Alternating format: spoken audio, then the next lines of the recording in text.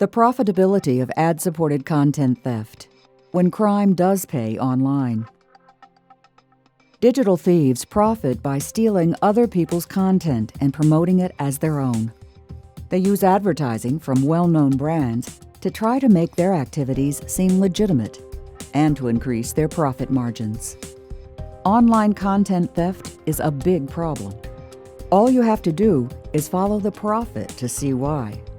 Criminals are making hundreds of millions of dollars each year at the expense of advertisers, creators, and consumers. We don't like to think that crime pays, but unfortunately this research shows that it can. The Digital Citizens Alliance research reveals ad-supported content theft sites are making at least $250 million a year. And this doesn't even account for subscription revenues, where they make many millions more, with well-known, legitimate organizations seeing their brands placed on rogue sites and criminals coming away with millions. In our sample size of about 600 websites, they're making about $250 million a year. And all you have to do is look at the margins they're making. They're making margins from between 80 and 94%.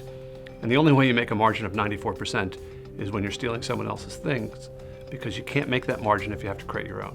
Some of these sites can make as much as $4 million in a year. Even small operators can make hundreds of thousands of dollars. This is a very large problem. Digital content theft is not a victimless crime. It's damaging brands because we're seeing ads associated with illegal activities, and that's not something any brand wants. Advertisers, when they go online, want to be associated with credible brands. And unfortunately, their ads are showing up on rogue websites that are promoting illegal activities, stolen content. And when they get associated with stolen content, that damages their brand. We now live in a world where there are millions of citizen creators. There's people who sell designs on Etsy. There's people who put pictures and other things, their expressions, on Facebook. We have YouTube millionaires who make money by creating videos and essentially having advertising around them on YouTube. We have people who put pictures of their children online. We have great expressions and frankly businesses that have been created through citizen creators. And we risk all of that when we allow content thieves to steal their work. Content theft harms consumers in two important ways. 1.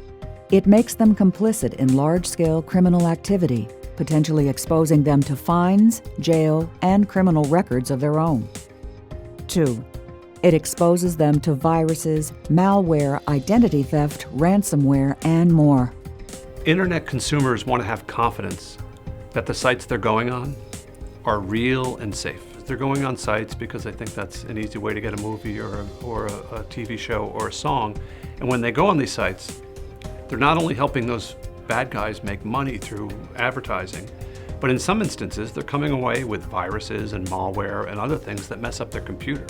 So that old adage that nothing is free is really true when it comes to content theft. Just like they think twice about going to a sketchy neighborhood, you have to think twice about going to a sketchy website or a rogue website. You may go there because you're trying to get a song or a movie or a TV show, and you may get it, but you may also get something you didn't expect. It takes all of us working together to stop thieves from profiting at the expense of consumers, advertisers, and creators. The Digital Citizens Alliance is a consumer group focused on keeping the internet as safe as possible. We think it's a neighborhood, and just like any neighborhood, we want to keep it as safe as we possibly can. Join us to help take back our online neighborhood.